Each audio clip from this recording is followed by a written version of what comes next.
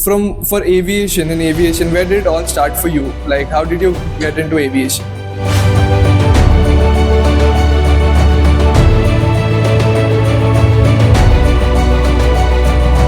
I wanted to know, basically, it is called the Harvard of aviation. That is what I have heard of. So, Correct. what makes Embry-Riddle so special? They speak in American accents, so it's quite cool what they say. They say, hey, man, are you from Riddle? And I said, yeah, Every Riddle? You said, yes, Riddle, you're from Riddle, right? I said, yes, I'm from Riddle.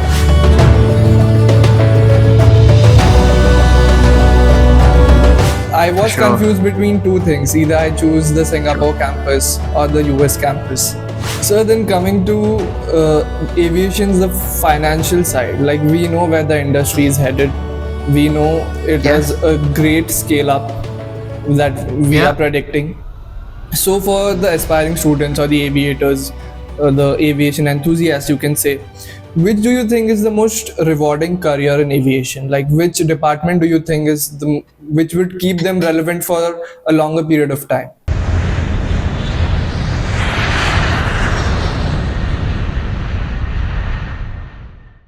Great. Yes. How's everything with you? Everything's really nice. I'm really glad to have you today. Yes, same. It's an honor for me to come and do your podcast as well. I'm humbled, sir. Thank you. So, do you do often these podcasts, Aryan? So basically, this is what I've started is just for the sake and the love for aviation that I have. So So cool. basically, there is no motive to monetize this or anything like that. This is just I'm fueling my curiosity, talking to the industry experts. Oh, brilliant. Okay, that's good. So, we'll give you some insights as well. Yeah, that'll be great. Yes. So Awesome. basically, I'll give you a Yeah. little brief about myself. So my name is Aryan Dani. I have recently completed my bachelor's in aviation management and operations.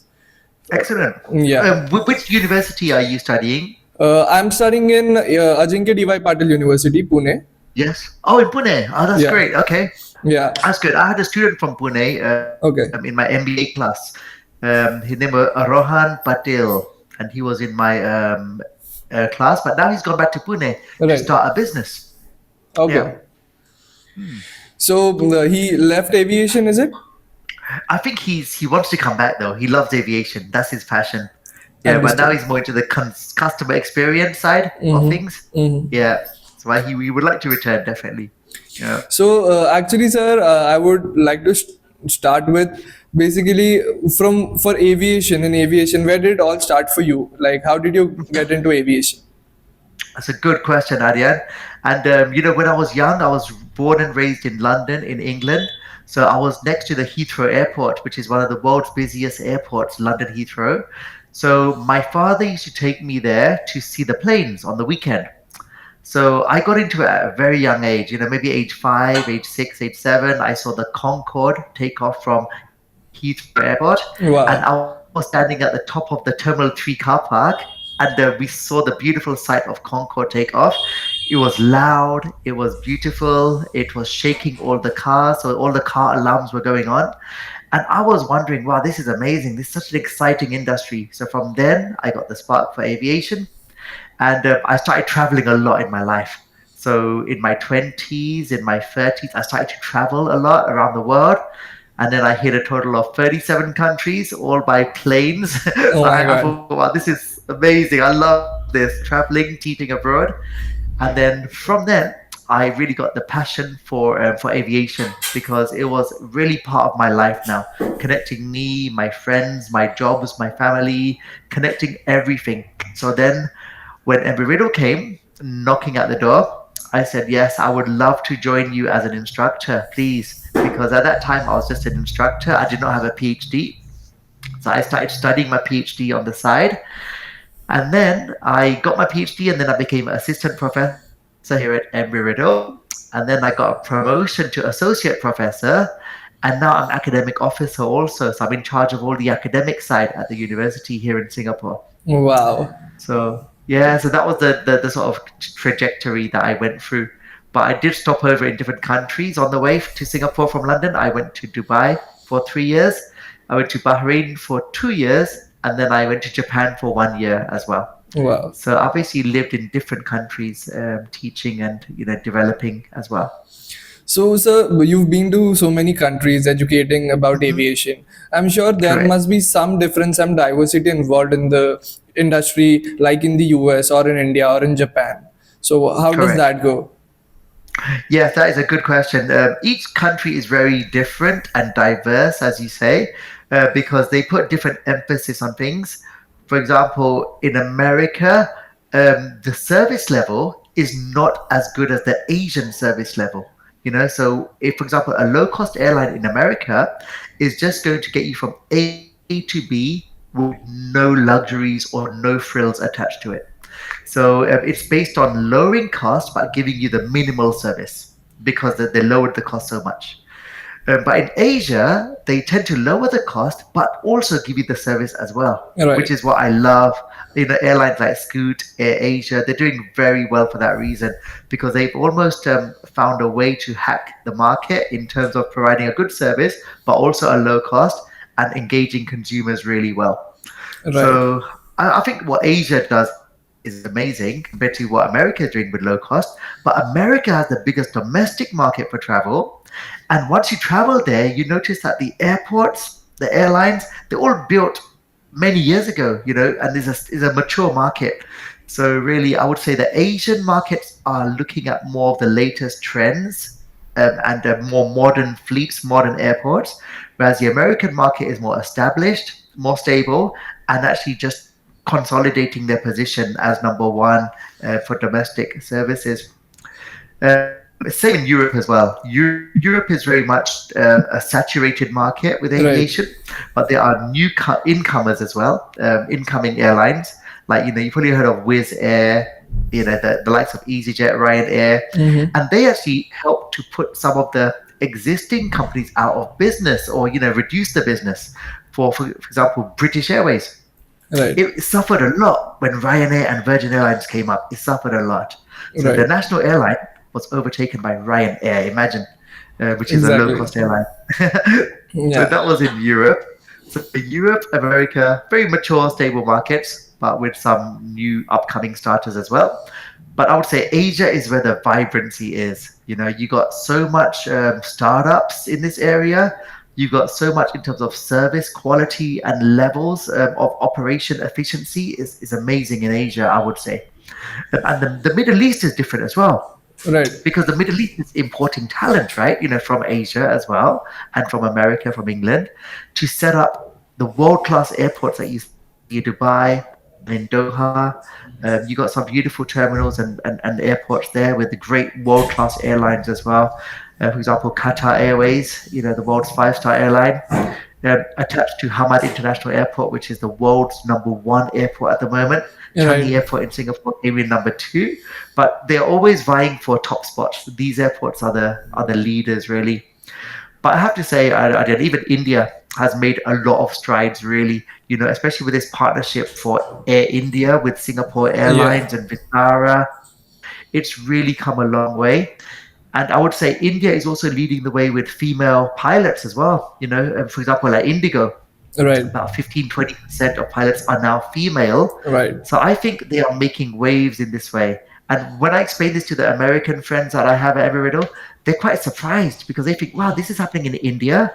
Really? I said, right, yes, this is India. We're actually leading the world with female pilots, which is right. amazing. So Absolutely. I really do value the work Asia is doing, really. They're hoping to lead and develop aviation to another level. And I don't know, if you look at the stats, right? Asia is where the growth is and where the growth will be, according to IATA and ICAO figures. Asia will be where the growth is, especially in emerging markets in Asia. I'm looking at Vietnam, Indonesia, Philippines. These countries have so much potential for growth, alongside India, obviously. And I think that's where the growth will be in the next 10, 15 years. So it's the vibrancy that keeps people coming to Asia.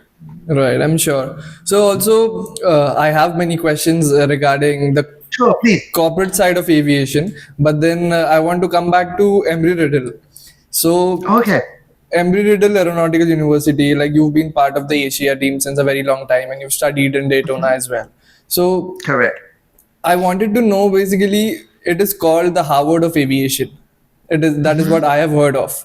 So Correct. what makes Embry-Riddle so special? Like, I'm sure there are very what general aviators are aware of, or the aspiring students of aviation are aware of. There are very few universities who provide a good level of education and guidance. So it gets I really agree. difficult to pick. But then when you hear Embry Riddle, you have assurance. So what different does Embry Riddle do? I agree, Adrian, and that's a really good question, really. Embry Riddle, I found, has a great value add. It's been in the industry for 99 years now. Do you believe it, Adrian? Next year will be our 100th year of operation, centenary Right. year. So we will celebrate that in a big way. But we started off around the time of the Wright brothers, really, when aviation first started to go mainstream. And Embry Riddle is such an old, respected brand in aviation that wherever you go, people will know. In the industry, they will definitely know you. For example, this jacket here is an Embry Riddle jacket, and I wore it when I went to Daytona Beach campus. And when I was flying on the internal flights from New York to Atlanta, Atlanta to Daytona Beach, I was approached by many people on that journey at the airport, at the actual flight itself, by the pilot. They will say, "Hey, are you from Embry-Riddle?" And they say they speak in American accents, so it's quite cool what they say. They say, "Hey, man, are you from Riddle?" And I said, "Yeah, Riddle." You said, "Yes, Riddle. You're from Riddle, right?" I said, "Yes, I'm from Riddle.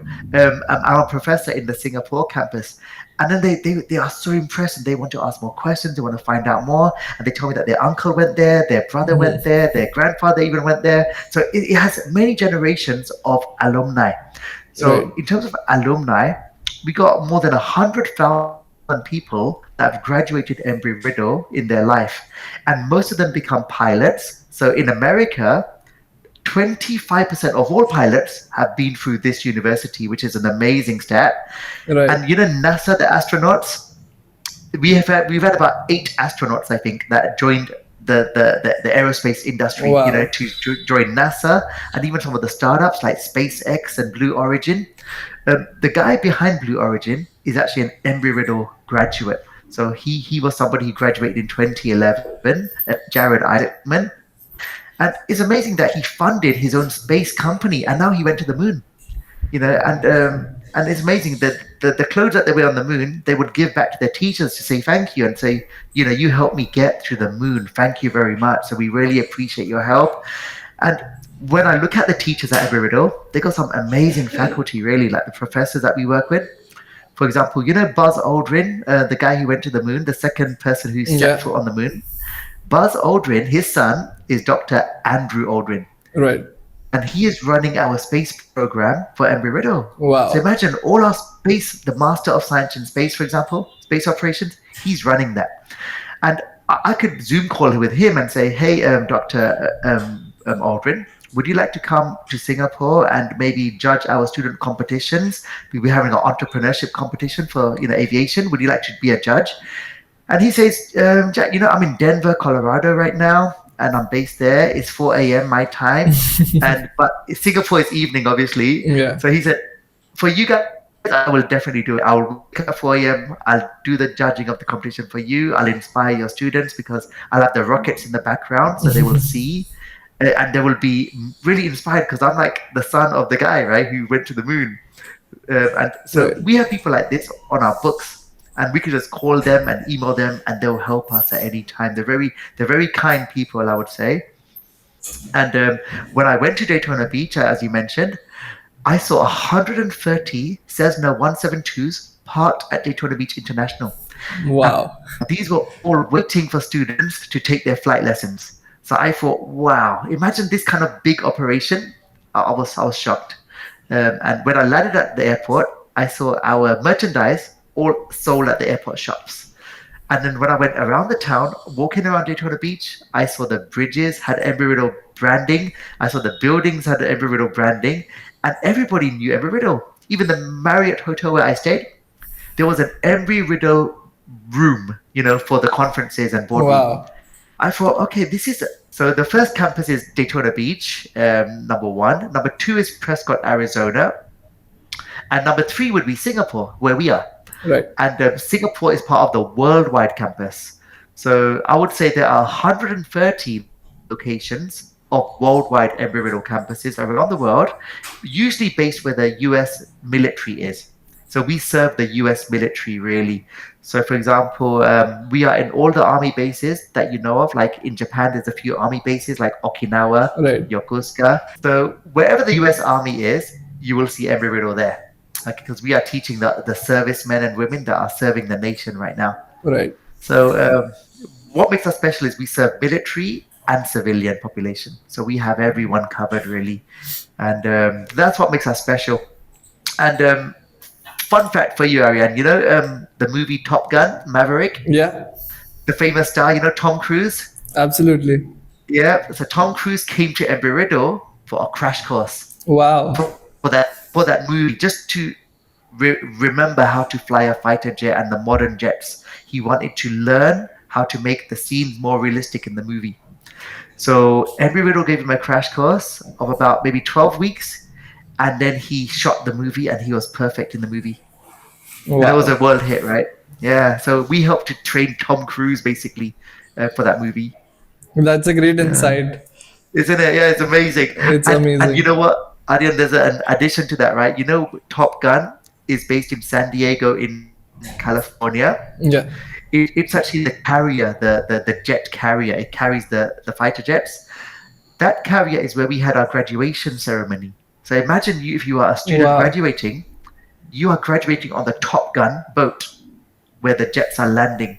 So that was where they put the chairs and the stage for the graduation ceremony. Wow. Yeah, so I was there that day, and it was like, wow, this is fantastic. I felt like this university is really the number one in the world. You can't beat this. Exactly. Like Yeah, imagining how it would feel, I'm sure it was a yeah. surreal experience for you as well. It was. Imagine all the important, like the VIPs were there, the president, the chancellor. We were there as faculty. The students were there, and we were just imagining, wow, what a university we are at, because the sun is setting at the back. The U.S. flags are there, and they're doing their, all the ceremony processions, and we are just soaking it all up, thinking, wow, this university, this is deserving to be the Harvard of the sky. As you mentioned, I think that was coined in 1979 with the Time magazine. So Time magazine actually gave that title to Embry-Riddle because they realized that this university has contributed so much to aviation, and we are supplying the workforce for the industry, really. Right. So not just pilots and astronauts, as I mentioned, but also engineers, aircraft maintenance people, crew, even people that manage the airports, manage the airlines, the businessmen behind it, the businessmen and women. We are supplying all of that talent really to the market. So, so some people say Embry-Riddle. Without Embry-Riddle, the aviation industry would not be as effective as it is today because we train those people to do a good job in the industry as well. Right. So coming Yeah, to you mentioned like you guide and mentor students for from flying to army to the correct, corporate side of aviation to the operations, correct. the ground operations. I wanted to know, as many people, the general public, I'm sure the audience doesn't know that aviation is very, very vast. And Hmm. there are, I'm sure, 100 plus of departments inside the aviation industry. Because when we speak about aviation, the first two, three thoughts that come into the mind is one, you can be a pilot, you can be a cabin attendant, a cabin crew, or either you are into ground operations. So Correct. I would want my audience to know that how deep really aviation is and what other aspects does it have, so that like I myself, I'm not very fond of getting into the airline side of the aviation but the corporate side. So it would Yeah. really help me and guide me as well to how to think accordingly and choose maybe which part of which sector to go into. Yeah, that is again a really good question because a lot of our students ask the same question because they come into the university from day one wanting to be a pilot, and they think this is my dream. I want to do this, but actually, pilot is just a small part of the industry. there's actually so much more than that you can do. So what we try to do is we try to educate our students during their degree course that there's other roles for you. And not everyone can be a pilot because there's so many limited spaces, obviously, to become a pilot on a cadet training program. So we bring in guest speakers from the industry. And because we are based in Seletar Aerospace Park now in Singapore, we moved there last July actually. We've got a new campus. It's quite amazing. You should come and visit actually. We'll give you the tour. But we are based right in the hub of business and general aviation in Singapore. So really, you got all the private jets downstairs in level one. We are on level two. Our classrooms, our labs, our student spaces are all level two. But level three is where the staff are, the administration, the management are all based level three. So that's where I am. But it's amazing that we are in a converted hangar. So the whole campus is a converted hangar. Do you believe it? Of 3 stories. Right. And we are just on the runway. We are right beside the air traffic tower in Seletar Airport. And around us are the beautiful companies that you know and love.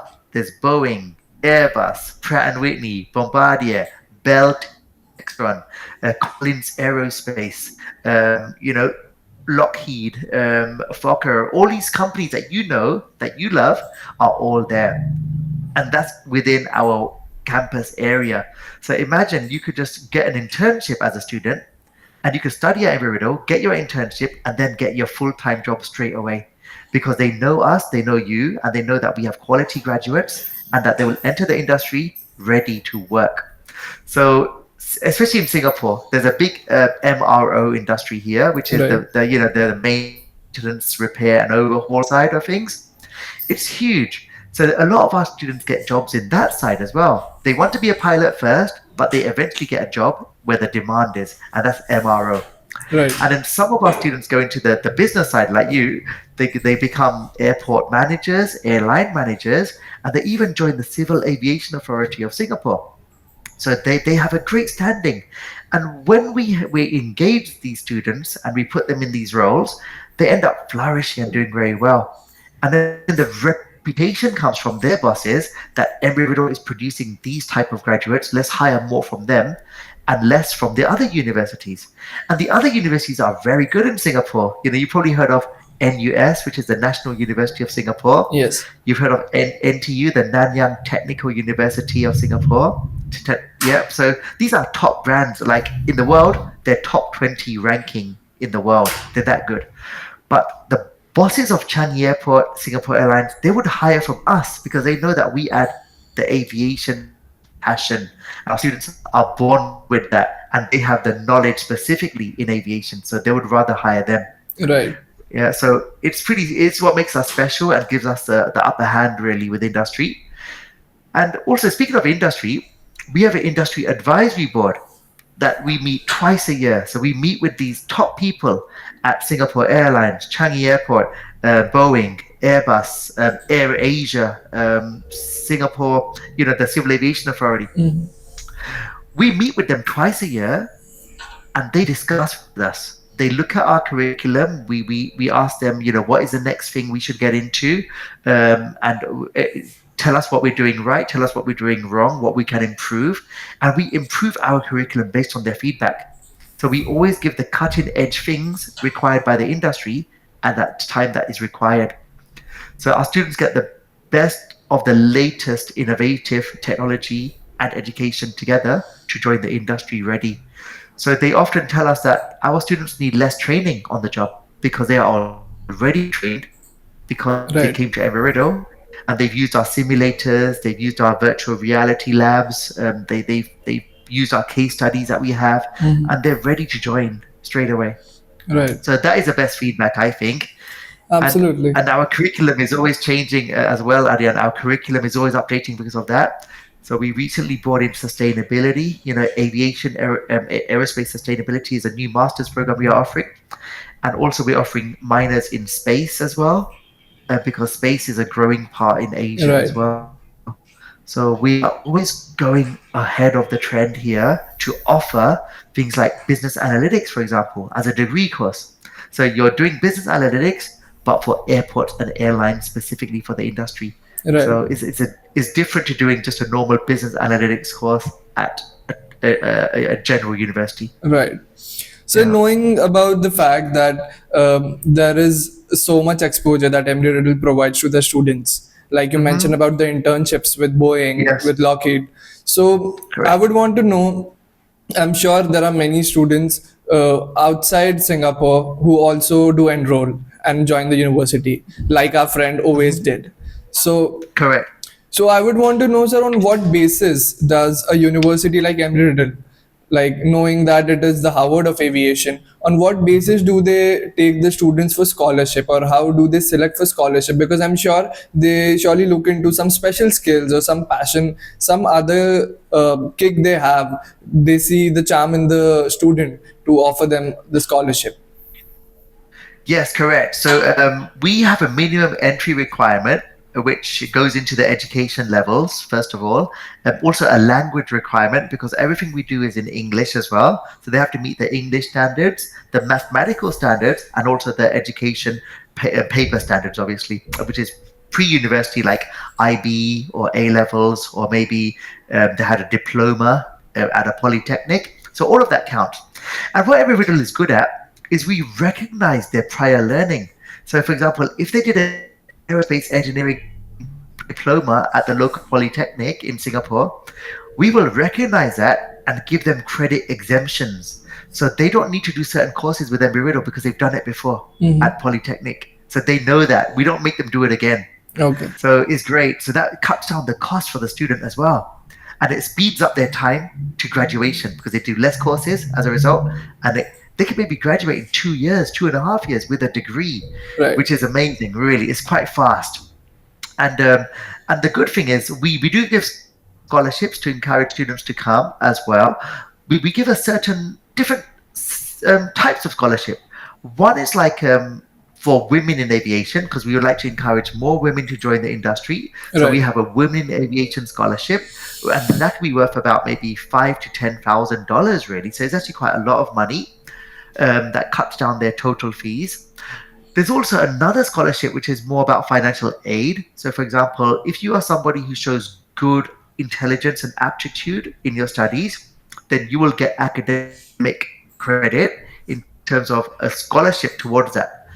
If you are somebody who needs money in terms of your family is not from a well off background and you can't afford the fees, then you could get a scholarship for that too, a financial aid, we call it.